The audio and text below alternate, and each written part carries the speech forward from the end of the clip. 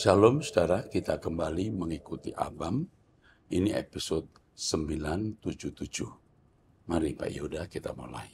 Baik Pak, yang pertama dari seorang pria usia 21 tahun, belum menikah, tinggal di Tapanuli Utara, Siborong-Borong. Usia 21 ya? 21 tahun. Ya. Shalom Bapak dan Ibu, tolong doakan saya Bapak, supaya Tuhan memberi saya pendamping atau teman hidup. Tuhan pasti memberi teman hidup kalau memang Tuhan merencanakan engkau menikah. Ya. Tapi kamu ini pria, umurmu masih 21 tahun. Coba kira-kira berapa umurmu nanti kamu baru menikah? Umur berapa kamu menikah? Sekarang pasti kamu belum bekerja, atau kalau bekerja juga belum mapan. Ya. Kalau pria menikah usia idealnya 27, 29 sampai 30. Ya Pak. Jadi kira-kira masih 6-7 tahun belum waktunya kamu pacaran dan belum waktunya kamu memikirkan jodoh. Yang kau pikirkan adalah bagaimana memaksimalkan potensi. Ya. Dari permintaan doamu ini, Tuhan menjawab belum waktunya kamu mikirin jodoh nak. Ya. Kamu sekarang sekolah, kuliah, atau memaksimalkan potensi untuk masa depanmu. Lupakan jodoh. Berikutnya dari seorang pria usia 40 tahun, menikah, tidak disebutkan dari kota mana. Jemaat GSKI. Ya, Jemaat GSKI. Shalom Pak Erastus, saya adalah salah satu Jemaat GSKI tapi bukan di kota Jakarta. Ya. Saya pindah dari sinode lama karena banyak mendengar khotbah Bapak secara online dan saya diberkati. Saya juga melihat hidup Bapak yang melakukan apa yang dikhotbahkan dan membawa jiwa-jiwa untuk terus bertumbuh dan bisa mengenal Allah secara pribadi. Hanya saja setelah beberapa bulan di GSKI, saya kurang cocok mendengar khotbah gembala setempat yang sering mengulang-ulang dan tujuan khotbahnya tidak jelas mau kemana. Malah kadang tidak ada satu ayat pun dalam khotbahnya. Wow. Saya lebih baik mendengarkan khotbah Pak Erastus secara online. Kalau saya mendengarkan khotbah gembala setempat, seperti tidak mendapat apa-apa dan kadang bingung apa yang mau dicatat. Bagaimana menurut Bapak? Bagaimana bila saya hanya mendengarkan khotbah secara online? Ini juga mungkin terjadi karena saya orang yang haus dan kritis dalam setiap firman yang disampaikan dan mau terus bertumbuh. Tuhan memberkati Bapak dan keluarga. Kasus ini terjadi bukan kepada Anda saja. Ya, betul. Ini terjadi pada orang lain. Ya. Inilah yang menjadi duka cita dan beban kami. Ya. Karena GSKI ini gereja baru, maka mereka yang bergabung sering belum memahami apa yang saya ajarkan. Dan sedihnya ada yang tidak mau belajar. Ya. Sehingga orang-orang yang sudah mengikut saya bertahun-tahun, itu bisa punya level yang lebih tinggi dari pendeta tersebut. Oh, ya. Jadi saran saya, ya kamu langsung saja bergabung dengan kami. Kamu bisa mengisi My Rehoboth, menjadi anggota GSKI Kelapa Gading, atau suatu hari kamu membuka jemaat sendiri. Kami akan bimbing. Ya, kami membangun pelayan kaum awam. Ya. Imam dari kaum awam, karena memang awam harus jadi imam-imam. Ya, tidak apa-apa, ikuti online saja dulu. Ya, kebetulan mungkin gereja pendeta di gereja di kota Anda ini kualitasnya tidak tinggi. Ya. Tapi tidak semua pendeta GSKI kualitasnya seperti yang Anda temui. Ya. Tidak sedikit yang kualitasnya sangat baik atau baik. Ya, itu saja. Ya. Oke. Nanti kalau perlu ini Oke. Tuhan berkati. Selanjutnya dari seorang wanita usia 36 tahun, menikah, memiliki satu orang anak, tinggal di Kelapa Gading, Jakarta. Shalom Pak Eras dan tim Truth ID. Ini apa ini? Doktrinnya. Iya, oh ya, ini berkaitan dengan doktrin, Pak. Berkaitan dengan doktrin, kita Iya. akan jawab di masalah doktrin. Ya. Jadi saudara, menjawab Trinitas itu juga menjadi ruangan menjawab doktrin. Jadi bukan hanya Trinitas, tetapi juga doktrin. Ya. Nanti menjawab Trinitas, strip doktrin. Ya. Oke? Kepada kekasih ini umur Ya. berapa? Usia 36 tahun. 36 tahun, pertanyaan mengenai doktrin, kami akan lemparkan ke sana. Ya. Ini juga berikutnya, doktrin juga nih. Iya, Pak. Betul ya? Iya. Dari Ricardo, Iya. usia 29 tahun, Toba Medan. Ya. Iya. Ricardo, nanti pertanyaanmu dijawab di menjawab Trinitas strip doktrin. Iya. Oke. Iya. Teruskan. Baik. Berikutnya dari seorang wanita usia 19 tahun, mahasiswi di Medan. Shalom Pak, saya ingin bertanya, bagaimana caranya kita lebih fokus masuk dalam hadirat Tuhan? Karena sudah beberapa hari ini saya kurang fokus untuk masuk dalam hadirat Tuhan. Dan juga saya sangat terpukul dengan khotbah Bapak hari ini, Minggu 31 Maret 2024 ketika penanya mengajukan chat ini. Karena apa yang Bapak sampaikan hari ini adalah masalah yang saya alami. Sedikit bercerita Pak, ketika saya mau berkuliah di Medan, saya dihina sama paman saya sendiri. Katanya kamu tidak bakalan lulus sekolah. Ini dari STT, satu STT ya? Satu STT, iya. Dia kuliah di satu STT. Iya. Terus? Kamu tidak bakalan lulus sekolah dan kamu tidak akan bisa membahagiakan orang tua kamu. Sebab tanpa bantuan saya, kamu tidak akan hidup di perantauan.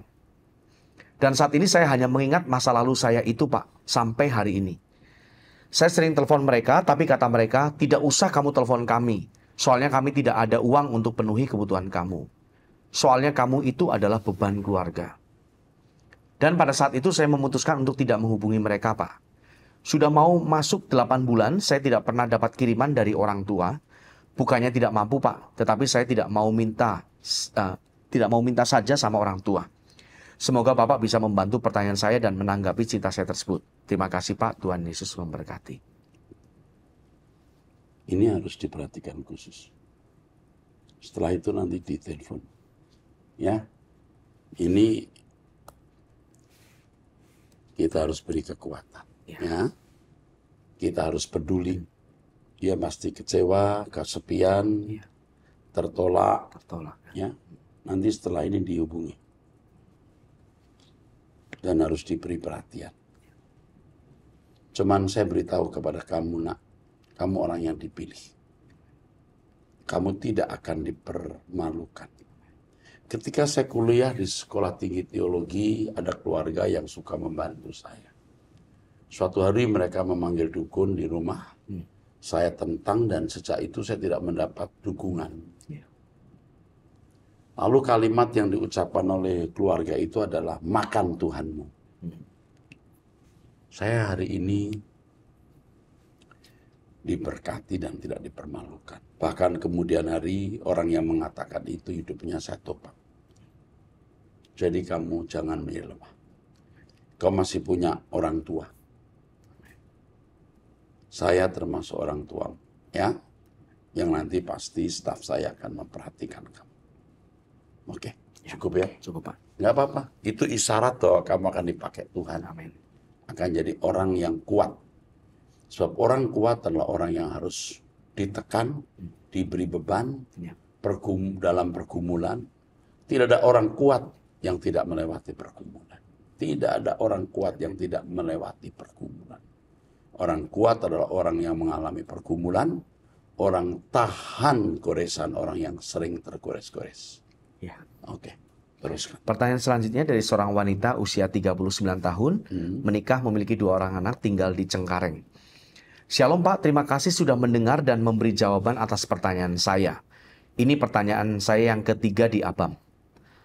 Pak, apa yang saya harus lakukan dengan anak saya ini? Anak saya sangat pemalu atau rendah diri, pendiam, tidak pernah berdoa, sudah tidak mau baca Alkitab dan juga renungan. Anak saya laki-laki umur 18 tahun dan sedang kuliah. Apakah anak saya butuh doa pelepasan di gereja terkait luka batin? Karena dulunya saat masih dalam kandungan, anak ini mengalami penolakan, dikasari secara fisik dan perkataan oleh saya. Saya sangat menyesal dan minta ampun kepada Tuhan dan sudah meminta maaf kepada anak saya. Anak saya jadi seperti ini karena saya sudah merusaknya, Pak. Anak saya dari semenjak SMA sampai kuliah ini suka begadang walaupun tidak ada tugas. Ini semacam pelarian karena dia tidak punya teman. Kalaupun ada teman, dia pilih yang tidak lebih pintar darinya dan yang tidak terlalu gaul orangnya. Sampai larut kalau ada tugas, bahkan sampai jam 3 pagi untuk tugas kuliahnya. Ini setiap hari, Pak. Walaupun tidak kuliah, tapi main laptop terus dari pagi sampai larut malam. Tidak peduli sama keluarganya, adik, dan orang tuanya. Sudah dibilangin kalau terus-terusan bergadang, nanti bisa sakit tapi tidak mau dengar. Dia juga berjam-jam tidak minum dan telat makan. Semenjak kuliah ini lebih ekstrim sikapnya seperti itu dan kuliah sudah berjalan 8 bulan. Apakah saya berhentikan saja ya Pak kuliahnya? Apa yang harus saya lakukan? Yang pertama, jangan berhentikan kuliahnya. Yang kedua, jangan gusar dan menunjukkan kegelisahan. Tenang. Tenang. Beri kasih sayang. Kau masih bisa merubah dengan cara merubah dirimu dulu. Kalau lingkunganmu belum berubah, kamu yang harus berubah. Dan perubahanmu harus benar-benar radikal, harus tajam. Maka itu baru bisa merubah dia. Jangan pakai caramu sendiri, minta pimpinan Roh Kudus, bagaimana menata sikap dan perkataan. Dan itu akan menjadi cara Tuhan mengubah dia. Lalu, doakan dia. Ada kejadian-kejadian yang membuat dia akan berbalik. Dan tunggu kejadian itu. Itu hanya Tuhan yang bisa melakukan kalau kamu hidup suci. Dan menjadi kekasih Tuhan. Teruskan. Apa yang akan terjadi dengan anak saya ini ke depannya, Pak? Kamu jangan mikir masa ke depan. Tidak usah anakmu. Kamu sendiri juga tidak tahu apa yang akan terjadi. Kenapa mesti kamu gusar tentang anakmu? Kamu sendiri juga belum tentu beres. Ya? Apakah anak saya bisa berubah? Dia bisa berubah kalau kamu berubah radikal, tajam, dan signifikan. Dulu saya belum mendengar dan mengenal suara kebenaran. Setelah mendengar dan mengenal suara kebenaran yang Bapak sampaikan, saya sudah mulai berubah jauh lebih sabar dan tenang. Bukan hanya jauh lebih sabar, harus sangat sabar dan tenang. Maka tadi saya bilang tenang, tenang. Ini benar. Saya belum baca tulisan di belakang. Terus. Terima kasih Pak, itu saja pertanyaan dari saya. Oke, Tuhan cukup. berkati pelayan Bapak. Ya.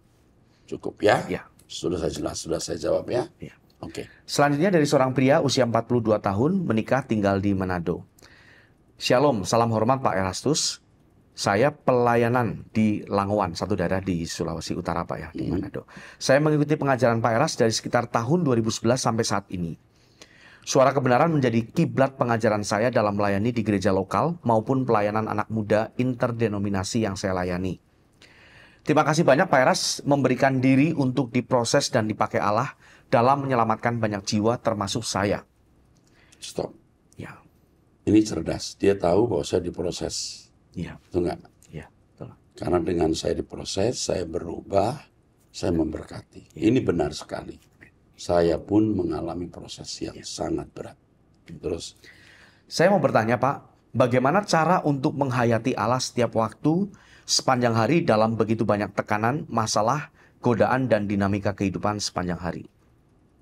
Saya sangat ingin merajut kesucian sepanjang hari seperti yang selalu Bapak ajarkan.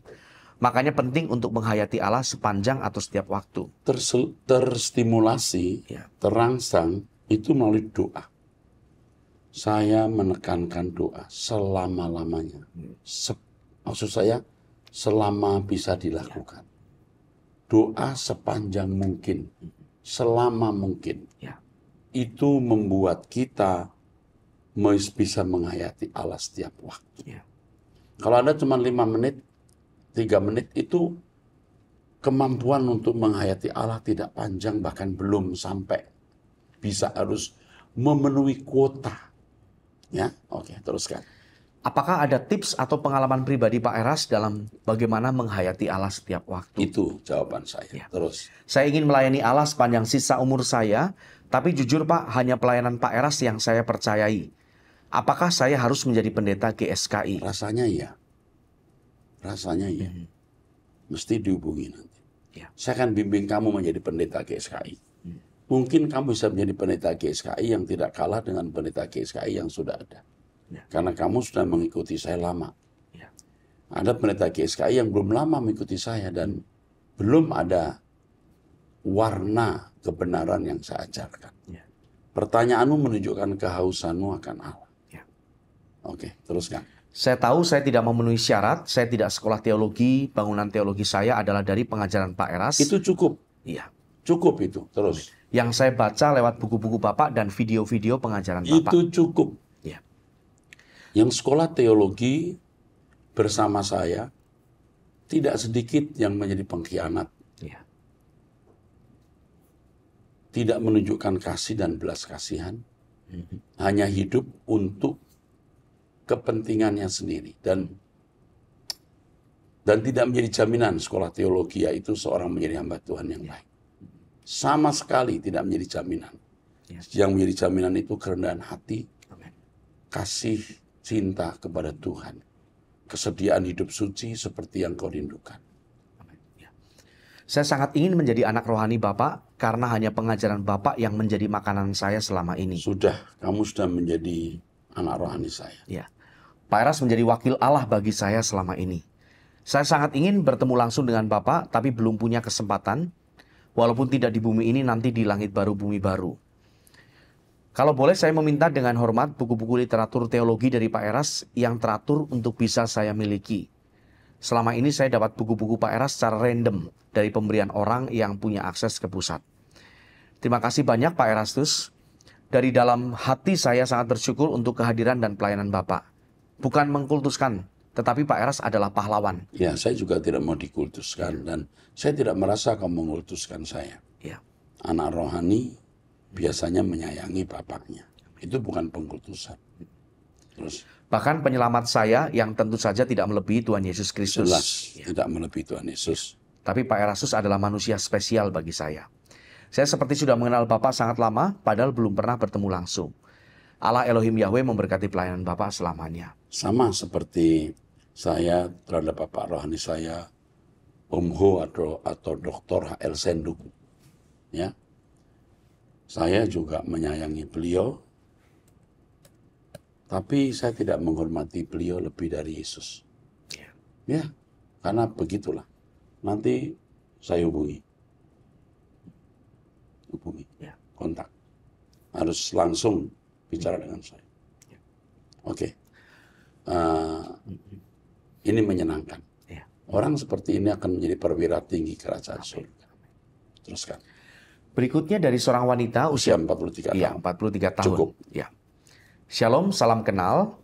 Saya seorang ibu dari 2 orang putra yang tahun ini akan melanjutkan pendidikan ke jenjang SMP dan SD. Saya menuliskan pesan ini karena masukan dari bapak kandung saya yang selalu setia mendengarkan Abam. Suami saya seorang gembala di sebuah gereja kecil. Di Jakarta. Di Jakarta, ya. Saya sebenarnya bingung memulai cerita dari mana. Karena selama 14 tahun berumah tangga seringkali mengalami KDRT secara verbal. Namun selalu saya berusaha tampil seolah saya baik-baik saja. Sudah sejak lama saya ingin berpisah dari suami karena saya sudah lelah menghadapi ini semua. Puncak dari semua peristiwa yang terjadi adalah tanggal 22 Maret lalu. Ketika seorang pengerja yang sudah saya anggap seperti anak sendiri, saya pun selama ini tetap diam dengan segala tingkahnya yang sebenarnya sudah membuat saya jengah. Namun saya tetap belajar bersabar menghadapi pengerja ini. Naik ke atas mimbar dan menyatakan bahwa saya adalah sasaran pertama yang akan dibunuhnya. Dan ternyata suami saya memiliki hubungan terlarang dengannya. Wanita ini ya, pengerja ini. Itu adalah puncak kemarahannya. Selama ini semua kemauannya dituruti oleh suami dan ancaman hendak membunuh saya dengan anak-anak pun berulang kali diucapkan. Nanti dulu. Iya, dia kok naik ke atas mimbar? Dia naik ke atas mimbar menyatakan bahwa dia akan membunuh. Apa salah wanita ini ya sampai mau dibunuh, betul nggak? Iya. Ternyata dia punya hubungan dengan suaminya. Iya. Gembala ya. Terus makanya gerejanya tidak diberkati. Iya. Hidupnya tidak bersih, kotor terus. Iya. Singkat cerita saya sangat kecewa sekali dengan iya. Selama ini semua kemauannya dituruti. Oh iya, ini tadi coba itu adalah puncak kemarahannya. Iya. Selama ini semua kemauannya dituruti oleh suami dan ancaman hendak membunuh saya dengan anak-anak pun berulang kali diucapkan. Terus. Ya. Singkat cerita, saya sangat kecewa sekali dengan suami saya dan ini bukan yang pertama kali dia perbuat. Dia ini siapa? Dia Perempuan ini ini. suami. Ini kan dengan suami saya dan ini bukan yang pertama kali suami saya perbuat begitu kan. Berbuat apa? Yang hubungan terlarang lalu mungkin Coba teruskan. ya. Bulan Bulan ini ini genap 43 tahun usia saya dan inilah kado yang sangat luar biasa bagi saya dari suami. Sudah lama saya merasa curiga namun saya berusaha untuk positive thinking pada mereka berdua. Saya harus bagaimana sekarang? Sementara pengerja tersebut tinggal di rumah salah satu jemaat di dekat kami tinggal. Puji Tuhan sampai saat ini saya masih bisa berusaha untuk tampil tegar dan kuat di depan anak-anak. Meskipun sebenarnya saya merasa sudah hancur. Rencana saya akan bawa kedua anak saya kos di dekat tempat saya kerja. Setidaknya mereka akan lebih terurus jika dengan saya. Terima kasih sebelumnya atas bantuannya. Tuhan Yesus memberkati. Dan apakah boleh saya minta didampingi oleh konselor? Ini ada catatan sudah di... Nggak bisa. Ini mesti Bu Esther. Oke. Ini tingkat ini harus Bu Esther. Ya. Sudah diberikan kepada konselor Ibu. Ya. Oh, ini di mana? Ini ada di Jakarta. Ya. Tapi Ibu ini ada di Surabaya. Oh, oke. Iya. Nanti. Ini istri pendeta loh. Istri pendeta itu kasusnya pasti berat. Dia tidak boleh diberikan kepada jemaat atau konselor biasa. Ya? Nggak boleh. Ini sudah masalah besar. Ya. Mau dibunuh, istri pendeta, yang kita tidak bisa nasihati di ruangan ini gitu. Iya. Ya. Tapi Abam, peserta Abam, pecinta Abam, bisa tahu betapa bobroknya pendeta semacam ini. Dan ini satu dari sekian banyak mungkin ya, atau sekian orang yang lain. Makanya gerejanya tidak diberkati. Dia bisa membuat hubungan terlarang sampai membahayakan keluarganya. Iya. Ini sudah keterlaluan.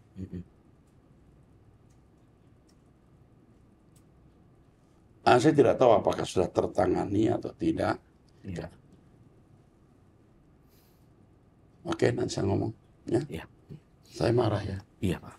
Yang saya heran naik ke atas mimbar dan menyatakan bahwa saya atau Ibu Gembala ini gimana nggak rusak gereja itu ya?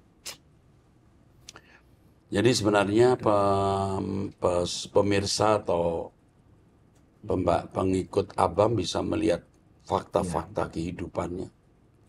Ya. Sekali, iya. Belajar dari fakta-fakta kehidupan seperti ini. Jangan menikah dengan pendeta yang tidak jelas latar belakang dan kualitasnya. Bukan tidak mungkin keluarga keluarga begitu anaknya wanita memenikah dengan pendeta dia sambut dengan baik. Tidak semua pendeta itu benar. Ya, Yudas itu kan dekat Tuhan Yesus. Tapi kan luar biasa jahatnya kan? Oke, kita teruskan yuk. Pertanyaan selanjutnya dari seorang wanita usia 54 tahun, menikah, punya 2 orang anak, tinggal di Samarinda. Shalom Bapak Erastus yang terhormat, semoga Bapak sehat selalu. Pada pertanyaan sebelumnya saya mengatakan bahwa saya ini non-Kristen yang sudah Kristen semenjak menikah dengan pasangan. Sekarang saya berusaha mengejar pengenalan dan perkenanan Tuhan. Akan tetapi tidak menutup fakta juga bahwa saya ini bukan seorang Kristen dari lahir. Saya ingin tahu apakah orang Kristen yang bukan dari lahir akan tetap memperoleh kesempatan yang sama dengan Kristen sejak lahir di dalam kerajaan Allah. Kesempatan yang sama. Ya. Bahkan tidak sedikit yang dari non-Kristen lebih baik dari orang Kristen yang sudah jadi Kristen sejak kecil. Percaya, saya orang Kristen sejak kecil. Sejak lahir. Tapi saya sudah menemukan orang-orang yang lahir bukan dari orang Kristen. Lebih baik dari orang Kristen. Karena justru ada kecenderungan orang-orang Kristen sejak kecil, sejak lahir itu merasa sudah jadi Kristen pasti masuk surga. Padahal tidak jaminan orang Kristen sejak lahir itu masuk surga. Ataukah orang Kristen dari lahir itu ada semacam hak istimewa? Tidak. Terus. Terima kasih Tuhan Yesus memberkati. Tidak ada hak istimewa orang Kristen dari kecil. Jika dibanding dengan orang Kristen yang tidak terlahir dari keluarga Kristen. Sama. Oke? Tergantung responnya menjalani hidup bersama Tuhan. Oke. Pertanyaan selanjutnya dari seorang pria usia 36 tahun. single, Mm, jemaat GSKI tinggal di Jakarta. iya. Shalom Pak Eras, izin bertanya. Di dalam Alkitab Perjanjian Lama ada beberapa manusia yang dipandang Allah sebagai insan yang saleh dan jauh dari dosa seperti Ayub dan Henok. Ya. Kenapa hanya Yesus yang disebut anak tunggal atau satu-satunya ataupun Kita jawab aja nanti di masalah doktrin. masalah doktrin. Masalah doktrin ya, kita akan jawab di ruangan menjawab Trinitas strip doktrin. Oke, Iya. teruskan. Pertanyaan berikutnya dari Wanita usia 51 tahun, cukup itu. Oke, baik. Ah, Shalom Pak Erasus beserta tim Abam. Terima kasih Pak sudah mau membaca surat saya. Ya, terus baca aja. Saya adalah saya adalah jemaat. jemaat. Ya, Pak Eras yang saya kasih. Enggak, saya ada jemaat GSKI GSKI. Rehoboth Arta Gadingnya. Oke, baik. Jemaat GSKI Rehoboth Arta Gading. Pak Eras yang saya kasihi, saya mau mengucapkan banyak terima kasih kepada Bapak yang sudah mau memberi beasiswa kepada anak keponakan saya. Enggak sebut namanya. Iya, tidak usah disebutkan. Ini anak atau keponakan saya ya. Karena sebelumnya untuk kuliah itu hanya mimpi buat dia. Sekarang berkat Bapak akan menjadi nyata di dalam hidupnya. Dia bukan sekolah di STT ya. Dia Iya. sekolah di sekolah umum. Ya. Kalau nggak salah, udah lulus atau ambil S2, sekarang sambil kerja. Nama ini. Ya. Saya ingat saya kalau tidak salah. Oke. Waktu dia dihubungi sama Bu Esther dan mengabarkan bahwa Pak Eras mau kasih dia beasiswa. Kemudian kalau sudah mau berangkat ke Jakarta diminta untuk menghubungi Bu Esther karena Bapak mau membiayai tiket pesawatnya. Terus Setelah itu anaknya telepon saya dan menangis sampai tidak bisa berkata-kata. Pak Eras, saya sungguh berterima kasih kepada Bapak karena Tuhan sungguh sangat amat baik. Pak Eras, saya sebelumnya beragama Buddha yang cukup taat dan sepupu saya ada 2 orang yang menjadi gembala Tuhan. Maksudnya jadi pendeta ya Pak. ya. Dan mereka mengajak saya ke gerejanya sampai bosan dan saya tidak tergerak. Tetapi saya bergumul hampir 3 tahun Pak. Saya bilang sama Tuhan, kalau memang Tuhan mau saya masuk Kristen, saya mau Tuhan kasih saya anak gembala yang bisa bimbing saya jadi orang yang bisa berubah menjadi baik dan bukan hanya Kristen KTP. Dan saya juga minta sama Tuhan, saya mau ke rumah Tuhan yang pertama saya masuk dan yang terakhir saat saya keluar juga dari sana. Wah, hebat ini. Iya. Terus Pak Eras, pertama kali saya mendengar khotbah Bapak waktu itu di GSKI Gajah Mada. Waktu itu Bapak marah-marah dalam kurung khotbah dengan penuh semangat. Iya. Bapak bilang, kalau tidak suka boleh cari gereja lain. Waktu itu saya pikir pendeta ini kok unik. Ya, biasanya kan disayang-sayang. Ini kok malah disuruh pergi. cuma disayang. Iya, jangan Ini kok pergi di disuruh sini pergi, aja. ya. Gitu ya. Ini malah disuruh pergi. Setelah itu nama Bapak nempel di kepala saya. Begitu sampai di rumah saya cari di YouTube, wah ternyata banyak sekali. Setelah itu saya dengarkan semuanya Pak. Terus hari Minggu saya juga ikut ibadah online, semakin semangat saya Pak. Tetapi tidak lama kemudian saya mendengar gosip dari orang yang bilang Bapak melakukan pelecehan terhadap seorang perempuan, bahkan kasusnya sudah sampai di kepolisian. Yang sampai kepolisian itu masalah tuduhan STT memalsu dokumen. Iya, Ya, diantaranya tanda tangan palsu. Padahal itu tanda tangan orang itu sendiri. apa? Bukan tanda tangan Ya, di-scan. scan. Iya. Ya, itu. Jadi bukan masalah perempuan. Ya, orang bisa belokin begitu. Nggak ada. Terus Anehnya ya Pak, dalam hati saya ada suara yang sangat keras membantah. Tidak mungkin Bapak melakukan hal itu. dalam nama Yesus memang tidak. Terus Waktu itu saya dengar ada beberapa orang kalau Bapak khotbah, mereka juga tidak mau datang. Tetapi saya malah berburu Bapak. Kalau Bapak khotbah di Gajah Mada, saya ke sana. Kalau Bapak di Arta Gading, saya juga ke sana. bukan Ke Arta. hanya pelecehan. Saya difitnah punya anak haram. Ya, Iya. begitu ya. Iya. Bahkan fotonya dipampang, foto anak orang dipampang. Dan itu benar-benar pembunuhan karakter. Iya. Dan saya tidak membalas. Mungkin sampai hari ini beredar. Maka saya sering mengatakan, kalau kamu punya nurani yang baik, kamu akan bisa menjawab dan mengerti apakah saya pendeta yang salah atau benar. Iya. Jadi kalau ada orang mengatakan sesat, ini pendeta jahat, nuraninya pasti tidak baik. Karena saya tahu siapa saya. Iya. Dia mestinya kalau punya Roh Kudus tahu, saya siap. Ya. Oke, teruskan. Pokoknya saya tidak percaya. Ternyata saya tidak salah memilih Bapak Gembala. Dan setengah tahun kemudian saya dibaptis di Gading Kirana. Pak Eras, saya juga sering berdoa, Tuhan boleh mengambil sebagian waktu usia saya untuk ditambahkan ke Bapak. Aduh, hebat ini. Terus, Karena biar Bapak lebih lama lagi di bumi ini, dan biar Tuhan pakai Bapak lebih lama untuk menyelamatkan lebih banyak jiwa lagi. Karena saya suka sedih, Pak, kalau ibadah yang jam 9 jemaatnya agak sepi. Kalau yang jam 11 penuh. Padahal gembala yang menyampaikan firman juga sangat bagus. Berarti masih banyak orang yang hanya mau mendengar suara Pak Eras. Ya. Maaf. Maaf Pak Pendeta pendamping, mungkin maksud saya tulisan saya terlalu panjang, Bapak tidak capek membacanya. Terima kasih banyak ya Pak, jaga kesehatan. Tuhan Yesus memberkati kesehatan Bapak dan tim. Ya. Wow, ya. Ini wow ya. Iya. Sebenarnya ini juga tulisan ini menantang kita. Artinya kita tidak boleh bikin salah. Ya, Pak. Orang sudah mempercayai kita tidak boleh bikin salah. Kita bersyukur dengan fitnah-fitnah yang terjadi dan ini masih terus bergulir sampai di Taiwan, sampai di Manado. Ini tantangan buat kita agar kita benar-benar membuktikan bahwa kita ini tidak melakukan kesalahan. Tidak mungkin ya. Kita punya kesibukan begitu banyak dan saya selalu pergi bersama-sama dengan orang-orang saya. Hampir tidak pernah pergi sendiri. Kalau tidak dengan sopir, dengan orang-orang. Kalau keluar kota, apalagi keluar negeri, tidak pernah saya tidak didampingi. Jadi apapun yang saya lakukan selalu. Apalagi saya tidak pernah setir mobil sendiri. Nggak boleh, walaupun saya bisa. Selalu ada sopir. Dan sopir saya itu seorang muslim yang taat. Bagaimana saya mau melakukan hal yang membuat dia akan tersandung. Ini tantangan. Sopir saya seorang muslim yang taat, puasa, sholat. Maka kadang-kadang saya bilang, kamu udah sholat betul? Belum. Saya nanya, kamu udah buka puasa belum? Bagaimana saya tidak menjadi contoh? Saya harus jadi teladan. Ya. Ini berat. Ya. Kita tinggal di lingkungan begitu banyak orang. Sejak di Petamburan itu begitu banyak mahasiswa. Di tengah-tengah mahasiswa. Bagaimana bisa kita melakukan kesalahan? Selalu disertai mahasiswa yang bersama dengan saya. Oke, tapi baiklah kita tidak usah membela diri. Karena kita juga tidak sempurna. Mungkin juga ada kesalahan walaupun bukan kesalahan fatal.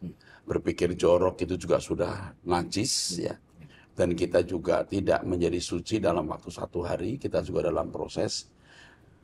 Fitnah-fitnah seperti itu justru membuat kita bisa menghindari. Jangan sampai melakukan kesalahan seperti yang dituduhkan. Kita bersyukur dengan fitnahan itu. Dan kita harus rendah hati karena kita difitnah A. Mungkin kejahatan kita lebih besar dari fitnah itu. Kalau misalnya orang fitnah kita, aduh. Dia kasih kita nilai itu 6 atau 5, padahal nilai kita 3. Nah, biar kita bertambah jadi 9. Ya, oke, we love you. Sampai ketemu di episode 978.